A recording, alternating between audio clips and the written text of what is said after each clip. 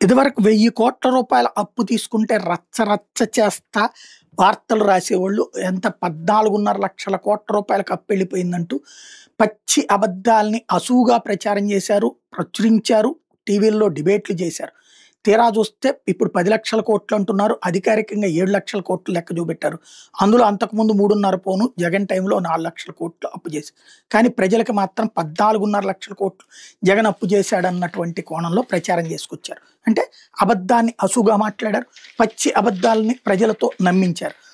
అప్పుడు రాసుకొచ్చినటువంటి వార్తలు అంత గందరగోళం చేసి ఇంకేముంది రాష్ట్రం నాశనం అయిపోతుంది, అప్పుల పాలైపోతుందని చెప్పి ఇప్పుడు అమరావతికి దాదాపుగా 96,000 కోట్ల రూపాయలు అప్పులు అవ్వబోతున్నాయని రాసుకొచ్చింది నాడు. అందులో 32,000 కోట్లు ఇప్పుడు లేటెస్ట్గా తీసుకున్నారు అన్నాడు. అది కాకుండా ఇప్పుడు హడ్కో నుంచి 5,000 కోట్ల రూపాయల అప్పు వివిధ కార్పొరేషన్ల పేరుతో తీసుకున్నారు.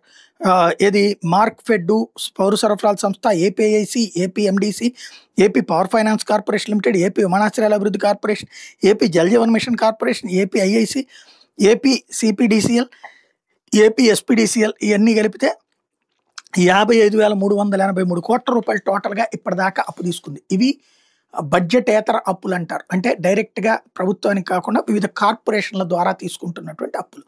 ఇలాగ మరి ఈ అప్పుల గురించి అసలు చర్చే జరగట్లేదు. అంటే ఎప్పుడు చర్చ జరగాలి, ఎప్పుడు బాగా ఫీల్ అవ్వాలి, ఎప్పుడు తక్కువ ఫీల్ అవ్వాలి, ఎప్పుడు ఎక్కువ ఫీల్ అవ్వాలి, ఎప్పుడు ఆశ్చర్యపోవాలి, ఎప్పుడు బాధపడాలి, ఎప్పుడు బాధపడకూడదు, ఇవన్నీ కూడా మనల్ని వీళ్ళు టీచ్ చేస్తారు. దానికి అనుగుణంగా మనం బ్రతకగలిగితేనే ప్రశాంతంగా ఉంటాం.